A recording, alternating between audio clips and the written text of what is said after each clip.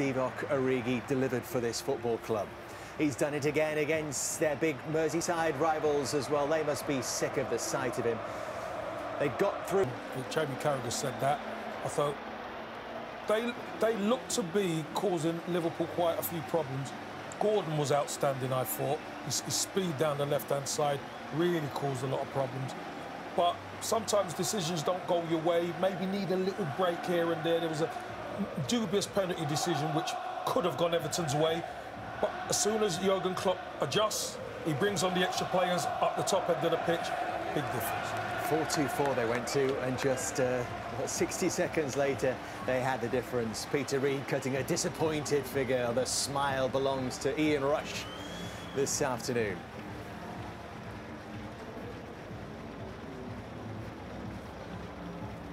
So where does that leave us? As you were. Manchester City out in front, 80 points. Liverpool tucked in behind on 79, and with a goal difference which is 4 better. 5 games left in the title race for both those teams. Well, it's looking edgy, isn't it, for Everton now? That victory for Burnley saw them into the bottom 3 for the first time since December 2019, and that is where they will stay this evening. 2 points behind their relegation rivals, 2 points from safety. Leeds being drawn into this picture as well, and we'll see them in action at Crystal Palace tomorrow night. And Kevin Campbell will give us more of their thoughts in just a moment. Jamie Carragher will join us as well, and we reflect on the key moments in this Merseyside derby, which swung in the end Liverpool's way. That quadruple dream is still very much alive. They should have had a penalty in that game. And I think Mike Riley might end up having to ring Frank Lampard again this weekend, because Lampard's got a very good case for arguing that too was a penalty that might have changed the game. It might not. No. But you have to, when you go and play the big sides, you must get what you're due. Yeah. And if you're denied that, you've got no chance. I've got a pretty good feeling. If that had been the other end of the pitch, we'd be talking about a penalty given. Very much so. That's not sour grapes. I just think that's what would happen. It's what happens. The big teams, technology exists, the big teams still favour. The technology still favours the big teams in situations The idea like initially was that referees would be assisted by it. It would become an assistant too. Yeah. Well, it isn't. Yeah, but it hasn't operated like that. You said it loud and clear, and with transparency every time when an incident like this comes. Let the referee go to the big screen and make a decision for himself. In the real time and speed that you've seen as well, and you mentioned it, he only sees the back of Matip. So he doesn't have an overlook of the situation. No. Let him go to the screen and make his decision based off that. Why you have the VAR? What you said is therefore to assist the referee, not to make the decision. But now the decision was made from a bunker. By VAR. By VAR. Anthony Gordon, interestingly, is available to talk to us. Here he is. We ended in defeat, but do you feel you gave more than a good account to yourselves? Yeah, we can't fault our effort. It's a tough place to come. They've got some unbelievable players, an unbelievable system that they stick by throughout the game, no matter what we were throwing at them. So fair play to them. They're at the top of the game for a reason. What exactly was your game plan? Just to make it difficult for them. Obviously, they're an unbelievable team, like I said. They're in really good form. So just throw them off a bit and get them out their comfort zone, and then hopefully we could take our chances. But unfortunately, they scored 2 goals, and it's difficult once it gets to that point. Having said that, you had your own chances. Yeah, that's down to me and the other attackers, but me especially. I had a couple today where I feel like I could have done better, but I'll be working on that, and I'll definitely get better. Thoughts on your booking? I don't think it's a booking. I can see why it's not a penalty from certain angles and stuff. I felt contact, so I went down. So I can see why he didn't give the penalty, but it's not a yellow card for me. What can you take out of today? I think we showed really good effort and character throughout certain parts of the game. We stuck together, and they came up trumps. But as I said, it was a good performance for a lot of the game, but they showed their quality in the end. Thanks for joining us. Thank you. Thanks. Shane, would like to have known what he thought about the second one, not the first one. I wouldn't have asked him about the first one, because we know what happened. He got booked for diving. You want to know what's or maybe it's only us that thinks it was a penalty, second half. No. Trust me. Trust Nigel's Twitter account. Just have a look us in the bunker, having said that, because they would have had, I quote again, no problems at all had it been given. That's what's left. So what's next for Liverpool Everton? That's the main question right now. I mean, this game is done. Well, I think you've got to take the positives from that game. I mean, Liverpool are an exceptional side, as Anthony Gordon says, with some exceptional players, Nigel, and they made them work really, really hard for that result. Really hard. So I think you can take that on to Chelsea, who, as we've seen today, they're not in the kind of form Liverpool are in. Yeah. Put it that way. It's at Goodison, which is an opportunity to do that. But the others have got games that they'll think they can get something from as well. So, it's all to play for. And, the Everton players know what they've got to do. Just like the Liverpool players after tonight, they have to do what they've done tonight. They have to keep winning. Keep the pressure on City. Yeah. Just right place, right time, try to get my foot on it and clear it, and then back post headers are rare. First goal at the Kop end, amazing feeling. But yeah, delighted with all of our contributions today. It's been a big week. We've came through it unscathed, and now we've got another huge week coming up. As well as the delight of the win, Divock, it's also a bit of relief, especially after the way the game was panning out the way it did in that first hour. No, I would say we work hard to get the 3 points. So for us, it's focus. We know now the games are tough, always are tough, but especially now, and we just try and play the game. And in the end, we work for the 3 points, so it's a good feeling because we're in a good momentum, but we know we still have a lot of games to come, so it's back to focus, and yeah, we're looking forward to the next games. Fantastic stuff. Well done, guys. Cheers, Jeff. Thank you. Cheers, Jeff. And joining Graham Souness and Kevin Campbell, Jamie Carragher couldn't get here quick enough this afternoon. Might have been different if they not scored those 2 goals in the second half. What was different about the second half? They kept plugging away. In a game like that, Everton had their game plan to sit in. Really, don't take part in the game. We'll try and nick it. The stats tell you that 17% possession Everton had. So they didn't want to take Liverpool in a game of football. The goalkeeper launched at every opportunity. Generally, when you watch Liverpool play, when the team has possession, they'll lose it, and that's when they're vulnerable. Because when they have possession, 2 or 3 players run forward trying to get in possession to get on the ball, and then they'll lose it, and the Liverpool are at you. That didn't happen today with Everton. They just sat in there, and the young winger got a couple of times. Anthony Gordon, a couple of times down the left-hand side on the break. I think Liverpool at half-time, they would have just, I think, Jurgen would have said to them, do not allow yourself to get involved in the argy-bargy stuff that started to develop in the game. That would suit Everton. We would lose our focus. And I just think Liverpool kept plodding away. And when you've got that much of the ball, it's a hard ask for the team who's defending inside the box for that amount of time to be fully concentrated for the 90 minutes. And someone just loses a concentration for a brief moment, they get half a yard, an opening develops, and they get a goal. And I think for Liverpool, they found a way. You said during the commentary, they have to find a way. That's what the top teams do. They find a way. Did anything change for Everton, Kevin, at half-time? Because they surrendered only 3 shots to Liverpool in that first half, 15 in the second. Yeah, 15 in the second. I think what happened was Liverpool played with more urgency in the second half. Also, I think Everton were fine at the beginning of the second half, but it was those substitutions that made a real difference. Going 4 up top, the space and the extra men that you have at the back, all of a sudden they've got to mark somebody. That's how you get Robertson in on the overload for the first goal. But Divock Origi being able to show himself for Mo Salah, get a 1-2, cross comes in. Everton are all marked, but Robertson comes in free. That's the big problem. And then once you're down, you're always going to find it difficult here. The man of the moment, Divock Origi, what was different? Was it just that he was a focal point? I think the fact he and Klopp went to a front 4, basically, and Kevin's just mentioned then Liverpool found an overload at the back post. Now, obviously, somebody switched off, but the fact they had so many numbers in and around the box, and I kept mentioning it through commentary, the only person I felt could do something today was Mo Salah, because the left-back for Everton on that side, he was playing so narrow, letting the ball go out wide, and he was dealing really well with them 1v1. And what Mo Salah was trying to do, I'm sure you would have seen it down, he was just trying to punch the ball into people. You remember the one first half, he played it into someone, got it and tried to have his shot. He was continually trying to do that throughout the game. And they just weren't working the combinations. There were too many players around the ball for Everton. They're really compact.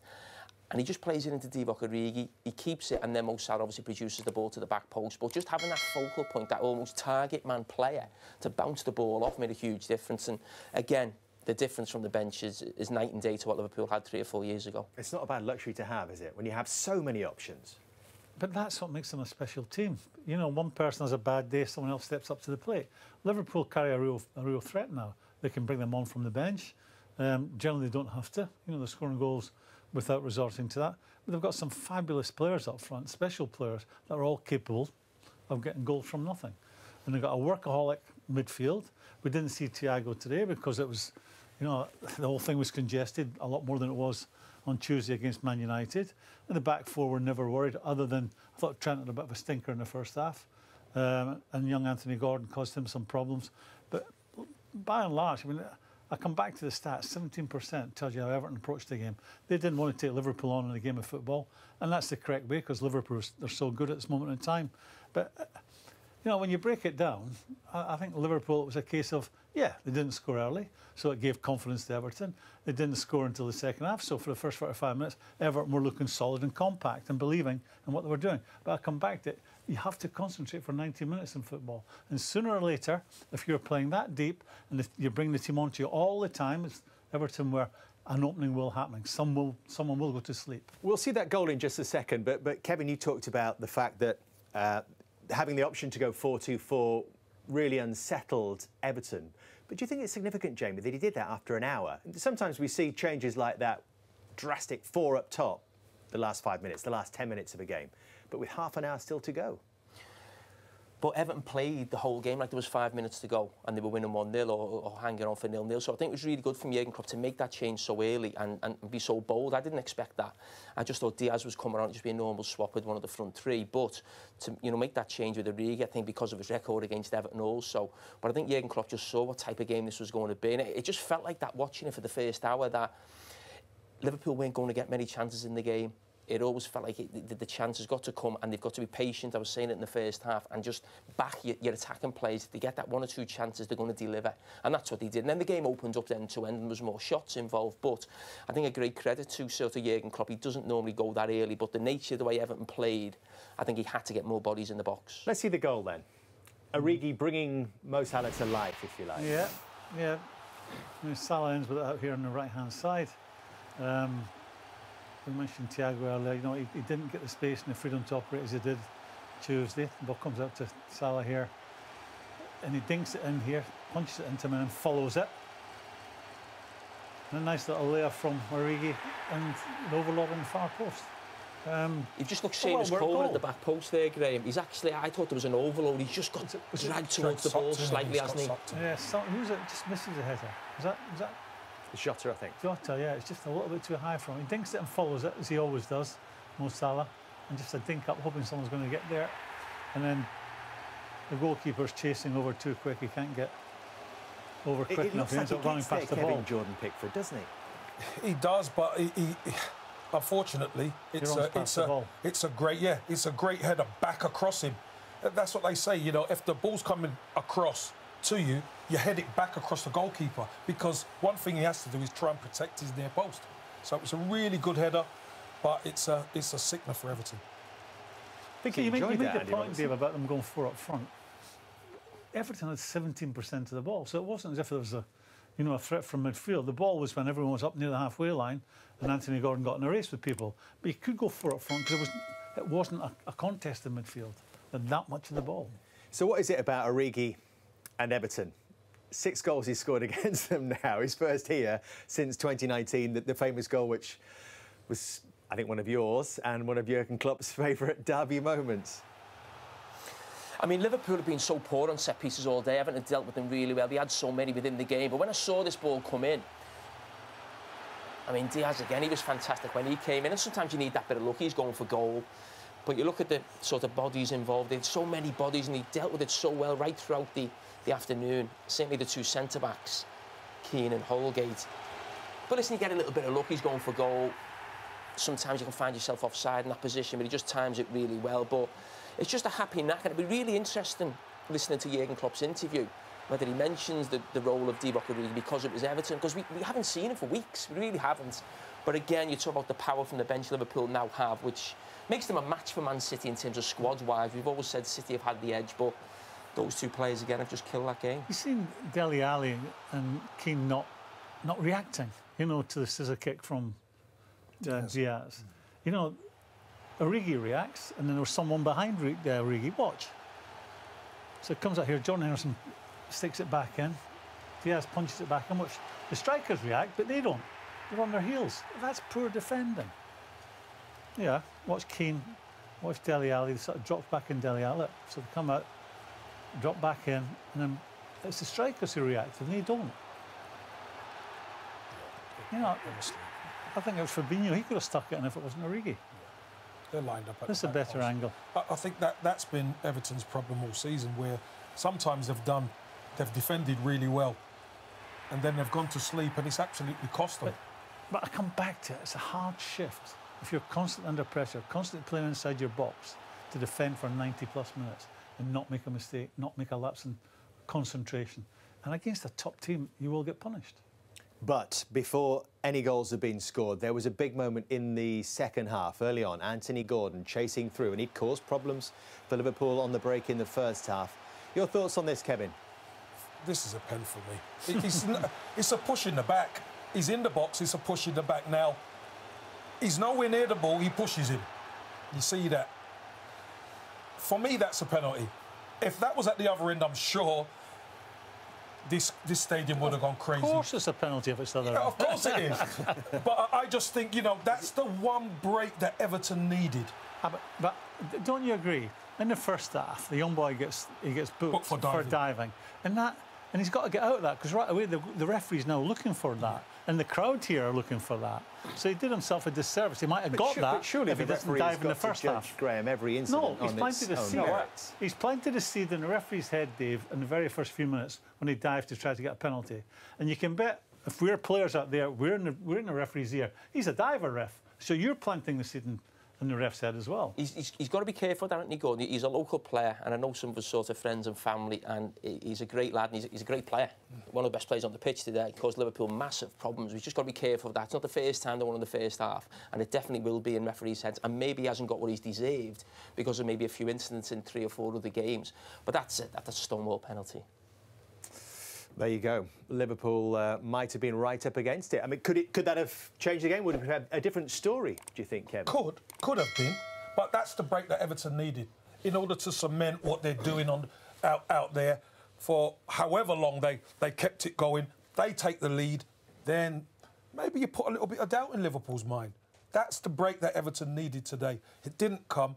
I thought the referee bottled it a little bit, if I'm honest with you. I really did. I thought that was a decision to be made.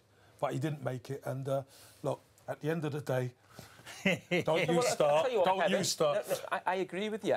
But do you think the Everton players have bottled it this season? Yeah, of course. I mean, watching that there, they're cheating the manager and the supporters. To put in a performance like that against, right now, the best team in Europe, one of the best teams in the world, to make that a fight, to make it difficult. I know what you're saying, Graham, about 17% possession, and you can't always play that type of game. Everton haven't won an away game since August, and they come here, probably the toughest place in Europe to go to now, and make that as difficult as they did for Liverpool. They need to look at themselves, some of those players. They're in the bottom 3 now, fighting for their lives, but they need to go in the bottom 3 to start fighting for their lives. Do you agree, Kevin? I do. I think what's happened at Everton Football Club with the playing staff has been nothing short of disgraceful. Look, there's been a lot of money spent on the squad. And when you spend a lot of money on the squad, you expect to be higher up the league. For a club like Everton to not win an away game since August, it's ridiculous. It really is. You pick up even a few draws, you're not in the position you're in. But, you know, they've been poor all season away from home. That's 8 games in a row now away from home they've lost, the club record. Equals the club record, it does indeed, which is going to be painful.